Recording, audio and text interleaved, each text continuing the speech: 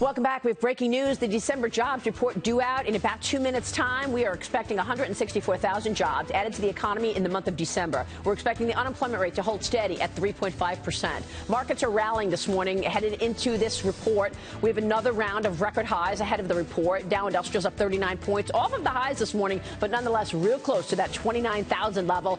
That will be the first time ever. All of the averages finished yesterday at all-time highs. And Charles Payne, we have to look at the ADP report, which was out earlier this week, to get some sense of what we might expect. That was much better than expected. Much better than expected. A nice rebound with small businesses, particularly 1 to 19 employees. They've been suffering because these high wages, also tough for them to find qualified workers because they can't compete with the big boys. Nice rebound across the board. By the way, Charles, we want private sector jobs in this economy, Absolutely. right? Not government jobs. Absolutely. So that's why I always like the ADP report, because those are the small and medium-sized employers that are they're the spinal cord of the American economy. And strong construction. And small business did well in ADP, exactly. right? Small business did well. Small business rebounded nicely, and construction was really nice. I think that's going to be huge, construction today. How about wages, Jagan? What are you expecting there? 3.1% is what we've been getting over and over again for the last year. And we'll break down what's going on with the rank and file workers versus the higher paid workers, because in the month of November,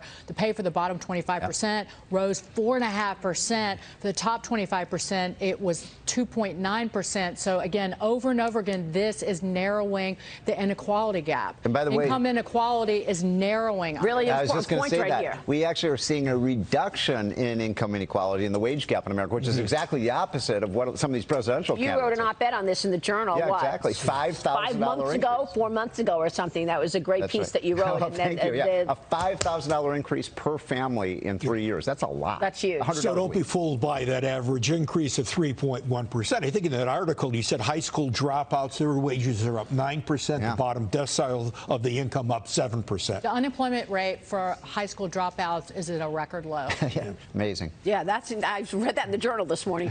Actually, yeah, good point there. So we're looking at revisions, we're looking at earnings, and of course we're looking at wages. I'm sorry? Job participation. We always look at that one. Labor force participation. We want to look at the job participation rate, because that tells you who's actually participating in this economy right here. 164,000 is the estimate. Let's get right to the Labor Department right now. Edward Lawrence right there now with the number. Edward. And 145,000 jobs have been created by this economy last month. 139,000 in the private sector, 6,000 in the public sector. Unemployment rate remains unchanged at 3.5%. In October, the revisions are down 4,000. November down 10,000 for a total net revision for the last 2 months of 14,000. Long-term, the U6 first was a record low of 6.7%. The long-term unemployment unchanged at 20.5% of the population here. Average hourly wages rose 3 cents, but that is down to a 2.9% gain over the past 12 months. The last time it was under 3% was July of 2018. Labor force participation rate unchanged at 63.2%. Average hourly work week unchanged at 34.3 hours. Non-supervisory wages up 2 cents. That's up 3% year over year for the last 12 months. White unemployment rate 3.2% unchanged. 5.9% for black unemployment rate. That rose from 5.6%. Hispanic unemployment rate to a 4.2%. Asian unemployment rate at 2.5%. Healthcare added 28,000 jobs. Manufacturing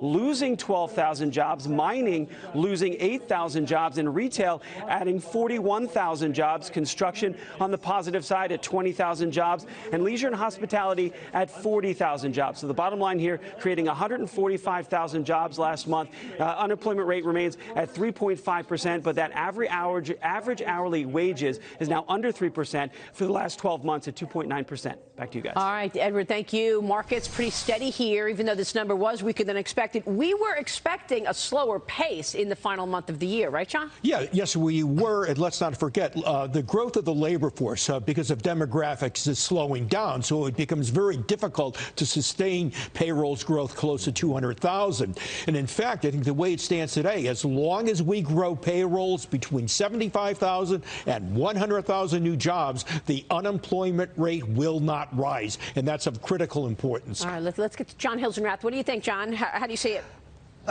Two things. You know, there are a couple of pieces in this that look on the surface a little softer than expected, but I would say don't worry about them. First of all, the headline jobs number, 145,000.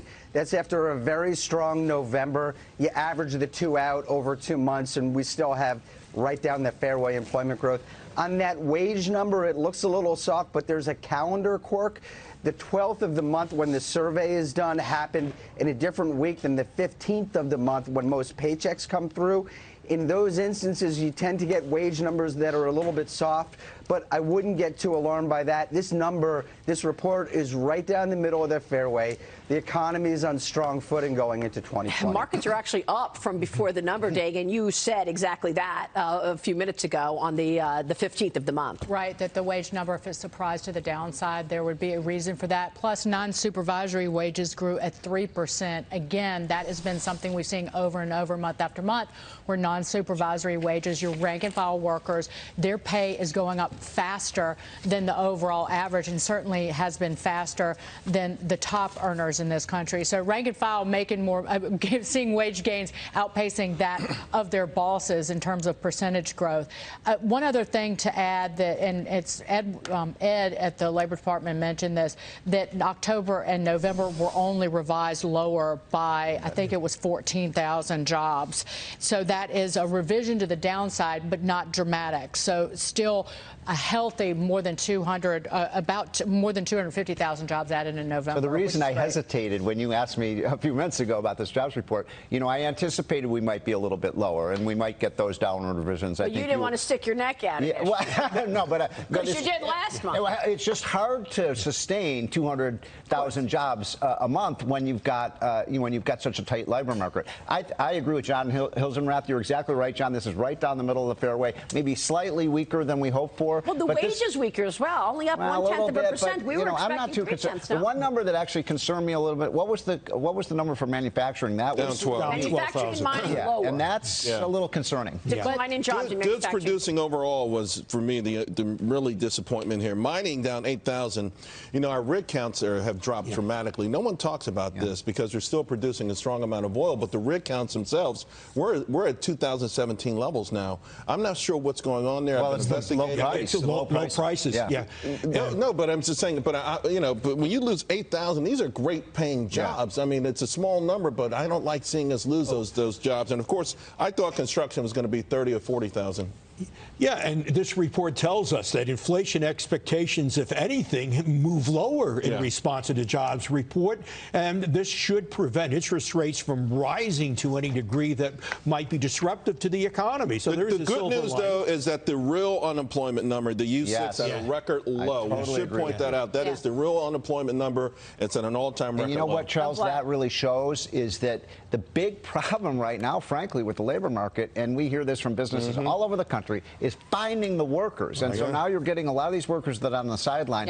What was the labor force participation rate? 63.2. Which is okay, but we need, Maria, we need to get more workers into this labor force. I estimate there are 5 to 10 million Americans that are employable of working age that are not working, that should be working. We need to pursue policies. Overall employment to population ratio, which I think is probably one of the best gauges out there, peaked in April 2000 at 58.0. It was 55.5 last month. I mean, in November. I didn't see it today, but that's again. You know, we've got more people in the labor force, but there could be so many more. To your point, so many more. Joni Courtney, how do these numbers look to you? Tell us where you see jobs and high-paying jobs at that. Manufacturing and mining lower. You called that. You said manufacturing would be under pressure. What do you see? Yeah, you know, we're definitely seeing still, I think, a little bit of a slowdown in manufacturing. A lot of that still with, you know, some trade uncertainty. But, you know, you have to take a look at another economic indicator by the Bureau of Labor Statistics, which is the JOLTS report, which is the job opening report. That number was actually revised upward. It's 7.3 million open jobs.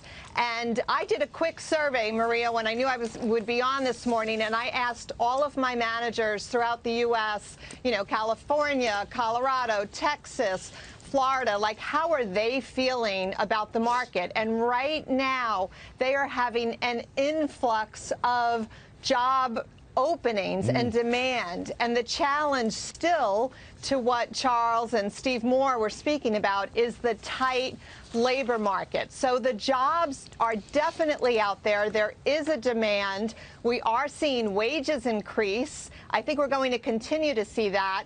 I would actually go right now, on the books saying we're going to see a good number for January because employers are also more optimistic. I'm seeing them move faster. They want to make those hires. Yeah. So, we did see things maybe slow down a little bit in December. I think that's partly due to the month and some other, challenges that we have with trade and the skill shortage, but I actually think January is going to be a pretty good month for job growth. Well, retail was up 41.2 thousand for the month, and I wonder if this is sustainable, because in December you would expect retail to hire a lot of temporary workers. But these numbers are seasonally adjusted, so that's a pretty high number. It is a high number. I'm the fact is, you had a weak number in December, and as a result, you expected perhaps more in terms of layoffs after the holiday shopping season in January. The layoffs didn't happen, so seasonally adjusted, retailing employment gets inflated. And look at construction. Hey, Maria, can I chime in a little bit on the manufacturing and mining discussion? Please. There's been a lot of talk over the last couple of years about bringing back blue-collar jobs, about a renaissance in manufacturing. I mean, I think we should be happy as a country that we've seen some stabilization and growth there. But this is still, the United States economy is still becoming a service-oriented and tech-driven economy. The big growth is happening in places like San Jose, California, Austin, Texas, in urban areas that are producing white-collar, tech-driven jobs. So we should be looking for those areas to be the real engines of growth. I mean, manufacturing, it's great that it's stabilized. It's great that it's produced a few more jobs over the last few years and that wages are rising. But that's not going to take us into the 21st century. Wait, hold on. I'm not sure I totally agree with that. I mean, if we get this trade deal done and signed, sealed, and delivered with China. It's supposed to be the 15th, next week. And you never know whether China will actually abide by it. But if they do, we're talking about, a doubling. Larry Kudlow says that will double our exports over the next couple of years. And, John, I would think that, two industries that would be so positively affected by that would be manufacturing and agriculture. Yeah. So I actually am going to predict on this show, I think over the next 6 months, we're going to see some positive numbers on manufacturing. As we have, by the way, since Trump was elected, those blue-collar jobs, construction, mining, drilling, and manufacturing, we're up about 1.5 million jobs. Yeah, and wages followed. One thing playing into manufacturing here, it certainly played into the weakness that we saw in the ISM manufacturing index, were the fires and the power cuts in California in December, and then also the decision by Boeing that will play through the economy to suspend production of the 737 MAX jet. That could show up in other areas, but those are two really critical parts of manufacturing. Yeah, you got to pay attention to. Part of the problems in manufacturing, cyclical. There's been a drop in auto sales, auto industry, employment, manufacturing. Although we got to admit, at 17 million run rate, 5 years ago we were supposed to peak at 14. Let me just go to Steve's point. So January 2017, there were 12,272 manufacturing workers. Now there's 12,850. That's almost 600,000 more. Yeah. Construction, there was 6,857. There's 150 million people on payrolls in this country. 150 million. Like I said, it's great that we're producing a few 100,000 more manufacturing jobs, and more importantly, that the bleeding in the manufacturing sector has stopped. But a few 100,000 isn't what's driving this economy forward. We have 150 million people on payrolls. And to look at farming, we talk about non-farm payrolls, and because, farming has become such a small part of the employment sector. If you look at the dairy sector, there's massive consolidation going on right now. All these small farms are closing and being consolidated into bigger farms. It's great that those sectors are consolidating, but if you want to look towards the future, it's in tech jobs and service-oriented There's something to be said, though, for the animal spirits of the entire country, though, when ag and manufacturing is doing well. There's just something special about that. Don't forget that healthcare. I think is infectious for the entire country. And you know what? No economic system works unless people are optimistic. Well, and John, you're clearly not running for any kind of political office, because you're kind of poo-pooing on the folks I grew up with. Because again, it's the manufacturing jobs that disappeared. I'm not poo-pooing anyone. I'm saying where are the opportunities? Where's the growth? I'm not poo-pooing a single soul on the planet. I'm just saying, you know, the growth is going to be in those areas. That's where it's happening. I say that in jest, my friend. I'm saying that in jest because when you tell people in my part of the country that technology is where you ought to be working, they're working in healthcare, they're working as hospice caregivers, they're working as nurse practitioners, physician's assistants, and the like. But they're not. And they want their kids to be programmers. Why don't you tell that to the general managers at Taco Bell? Because the general managers at Taco Bell are making $100,000 a year. But there's another important point. I mean, hold on, because Edward Lawrence has another point. He wants to break in here. Edward, go ahead. You're at the Labor Department. Yeah, Maria, just one point on uncertainty going forward. When you clear up some of that uncertainty, some of the Fed presidents I've talked to believe that business investment will pick up. Now, look at these numbers. In manufacturing, they added 46,000 jobs in 2019, but added 264,000 jobs in 2018.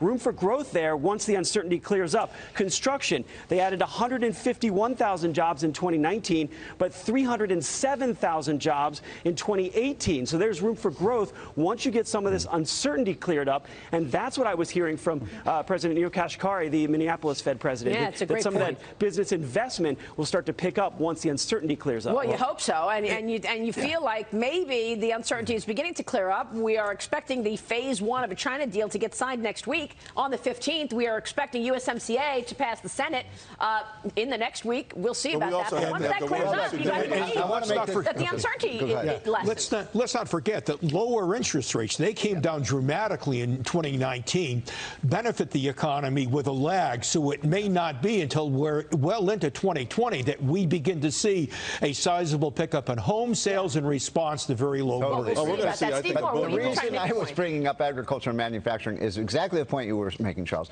That we do politics and economics on this show. And, you know, John, it's those rural states that, you know, the Republicans were very worried about because we've been losing, because of the China tariffs, we've been losing farm jobs. So my only point was, you know, and because of the steel and aluminum tariffs, which were willy-nilly, you actually hurt manufacturing because their raw material costs went up and you created uncertainty and volatility. You created a lot of uncertainty and volatility in manufacturing by those slapping those tariffs on people. You know, you absolutely, steel prices have come down dramatically over the last year. So has lumber. But here, NFIB on manufacturing in the survey, this is small businesses, 62% said that they can find few or no qualified applicants. Oh, wow. Yeah, I mean, so there you go. Even if you have the job open, you may not find a person to take it. So, hey, Maria, guys, this market is losing steam and it is losing. Hold on, this market is losing steam and it is losing steam quickly. We were in record territory. We still are, but the Dow just went negative. Let's get to Jerry Willis. She's on the floor of the New York Stock Exchange with more on the reaction to this December jobs report, which is not good. Jerry, over to you. Hey, Maria, that's right. So I have to tell you down here what they're saying. New year, new decade, same job market. They don't see this as a major departure from the trends that have been going on. Payroll miss, they say that 19,000 fewer payroll jobs, not a big deal because they say we've had such strong months coming into this, major revisions coming into this higher, and the revisions today pretty minor. And they're not even worried about that weaker wage growth. Of course, they don't like strong wage growth because of what it can mean for rates. But I have to tell you, they see this as more of the same. And the fact that you had strong retail, strong healthcare hiring, they like all of that.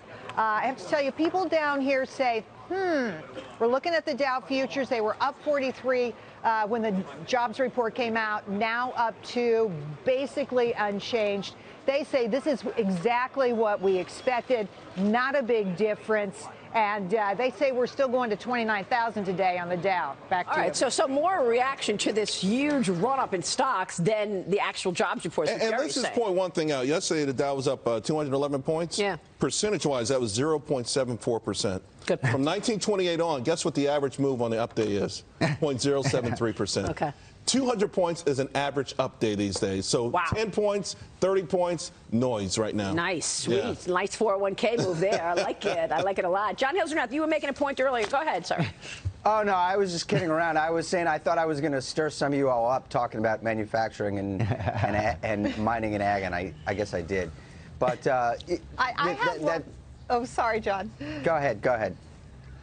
No, I was going to say I have to jump in on this manufacturing discussion, though, because there is an important piece that you guys haven't mentioned, and it's that the jobs in manufacturing have changed so much. I mean, what is happening? That's why you have a lack of skills.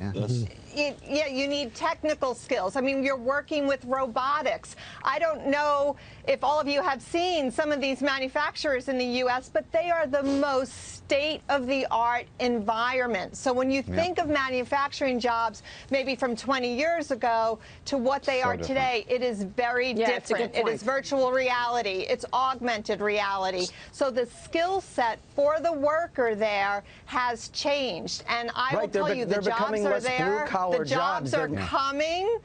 Yes, and we need the workers to be skilled. So I do think, just to maybe go against you, John Hilsenrath, a little bit, I think, yes, I do agree we're a service-based economy. Yeah. But I do believe we're going to see a resurgence of more manufacturing jobs, but the skills are very different. Yeah, here's the other thing but that's exactly my point. They're tech-oriented jobs. You got to have technology skills to succeed in them. Yeah. That's So exactly what I'm saying. Well, that's John, true. Yeah, this is, we're kind of missing the big picture. This is the best labor market for workers in any of our lifetime. This is such an amazing picture we have in the American economy today. Better than the go-go 90s, huh? We have something like 7.1 million unfilled jobs in this country. There's only 6 million unemployed people. So even if we put every unemployed worker into a job, my math isn't too good, but that means 1 million jobs would still be unfilled. If you are a worker out there looking for a job and you have any employable skill, you can find a job in 48 hours. I mean, this is a great, great American economy. The CEO of IBM, she put it best. She says they're not blue-collar workers, they're not white-collar workers, they're new-collar workers. You don't need an advanced college degree, but you need a little bit more than a high school degree. You need a skill. They can be trained, and it gets back to what Joni just said. If they're just trained, the argument has been, where does it happen? Does it happen in the school system, or do businesses do it? I think businesses would be smart to make the investment. Very interesting that Mike Bloomberg in the Wall Street Journal wrote about this week, that he's talking about that skills gap, particularly in rural America. John, I know Greg Ip wrote that article in the Journal, and it's really interesting because he is focused on that. And so he's making a political argument, but certainly somebody, not just a Republican, is paying attention to that. That's good. Although when Mike Bloomberg left the office in 2013, math proficiency for 3rd to 8th graders was 26%. Don't get me started about education. Oh, my God. Big issue. I think we're number 30 or 28 in the world. Mike Bloomberg is maybe not on a debate stage, but he's going to be talking about how you train people in parts of this country that have been ignored. So he's taking a page out of President Trump's playbook, at least in a small way. The other thing we need in this country is more skilled immigrants. We need to let more immigrants in that have the skills and the talents we need in this country, because there's a demand for them. They will not reduce wages. They'll actually expand the American economy. Let's get a new immigration law that gets into this country the workers that we need. That's legal immigration. Legal. We let in on a legal basis more than 1 million people every year. So when you hear the critics of President Trump talking about him not wanting immigration, that's not it. We have that. I helped them write the bill. It's a great bill. You can just take a page from Canada. Policy, I assume.